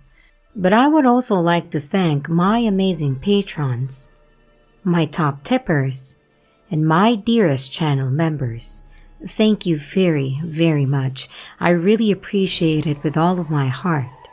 If you want to support the channel further, you could also choose to become a patron, a tipper, or a channel member. But remember, it's appreciated, but never a requirement. I would also like to announce that we have merch now. The link is in the description of the video, along with all my other social media links, like my Discord server, Twitter, Instagram, and others. You can connect with me and send your stories there. And don't forget to like and subscribe if you haven't yet, and comments are highly appreciated. And remember, your fear feeds me.